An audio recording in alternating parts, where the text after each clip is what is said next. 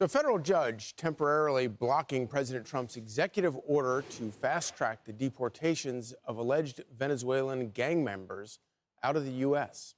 Matt Finn is in West Palm Beach, and he joins us now with the latest. Matt, this seems unbelievable.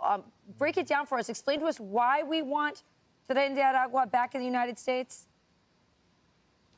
Yeah, so this judge ordered planes full of suspected terrorists to turn around to the United States. President Trump's proclamation of this seldom used Alien Enemies Act of 1796 says all Venezuelan citizens 14 years or older who are suspected Tren de Aragua gang members cannot become citizens of the United States. But yesterday, the ACLU filed a lawsuit claiming the Alien Enemies Act could be used to deport any Venezuelan in the U.S., regardless of whether they are affiliated with TDA.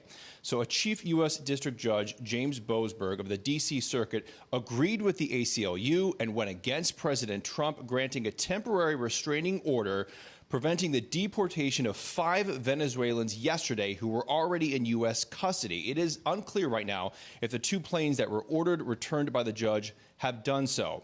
U.S. Attorney General Pam Bondi responding, writing, tonight a D.C. trial judge supported Tren de Aragua terrorists over the safety of Americans.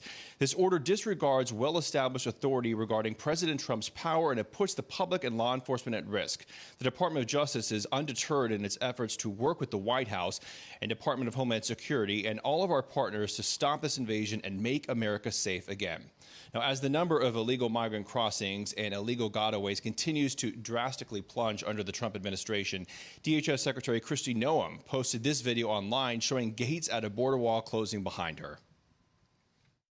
This is an announcement to the entire world. America's borders are closed if you want to come here illegally. We only want people in our country who love America and want to follow our laws. And on the topic of TDA, I investigated an individual migrant in Chicago over the past couple of weeks. The story is up on foxnews.com right now. He was ordered deported under the Biden administration in 2022, found his way to Chicago, and guys, was arrested in the city of Chicago 4 times. Back to you. Wow. Thank you, Matt. Thanks, Matt. Sure. Truly amazing. The idea that that you would have a rogue judge in D.C. undermining the entire authority of the judicial branch by getting into a fight like this with the President of the United States, who absolutely has executive authority to do what he's doing, is, I think you could see long-term damage done to undermining the judicial branch's authority. It's absolutely amazing. Imagine being a donor to the ACLU. Is this really what you want your money to go towards? To making sure that Tren de Aragua gang members.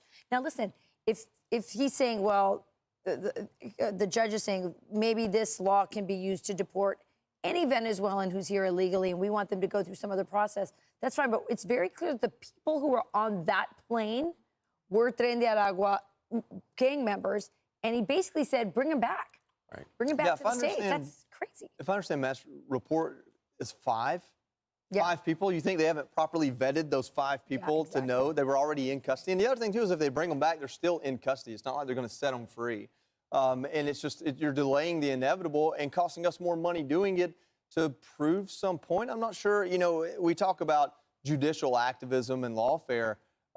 Shouldn't the judge, I mean, the Supreme Court generally, no matter if it's conservative or liberal, usually takes the stance of we don't want to pick it up until we absolutely have to. Right. We don't want to make this decision on behalf of the American people and the Congress and the president they've elected unless we absolutely have to. But I guess these lower court judges, I guess for them it's a way to make their name, maybe to create a legacy or get in the news. I'm not sure what their motivations are. But there's a lot of elitism involved in this. You guys remember very clearly when J.D. Vance was interviewed by, I think it was Martha Raddatz, if I'm correct, and they were talking about Tren de Aragua taking over apartment buildings and complexes in Colorado. And she said, listen, it's just a few apartment buildings. You know, if I said, they took over Bethesda. Like, do you hear yourself? He said something like, his response like, did you hear what you just said? Can you hear yourself, Martha? Exactly. They took over her little rich enclave in D.C. She wouldn't feel that way about it. But since it's these working class apartments that you're seeing right here, They don't care. Same for the ACLU, Charlie. Yeah, and I think it's such an important point. It's why the Supreme Court has to step in and rein in rogue judges that do things like this, and they should do that. And as for the ACLU, it's amazing. And by the way, the entire judicial system, when you see things like this, you're like, wait, you're so concerned about the rights of illegals who are in our country illegally. It seems like you care more about them than you do actual citizens who are like tax-paying legal citizens living in the country, even immigrants. Maybe the goal is to make them citizens and get their votes. I'm not sure what their goal is. Listen, you talked about if it were her little enclave in D.C. Georgetown even kicked me out of there for having a truck. Like they don't even let the metro there. Like you can't be poor and in Georgetown. Maybe if I were driving a Tesla, maybe they would have let me hang out for a while back then. I'm Steve Ducey. I'm Brian Kilmeade. And I'm Ainsley Earhart. And click here to subscribe to the Fox News YouTube page to catch our hottest interviews and most compelling analysis.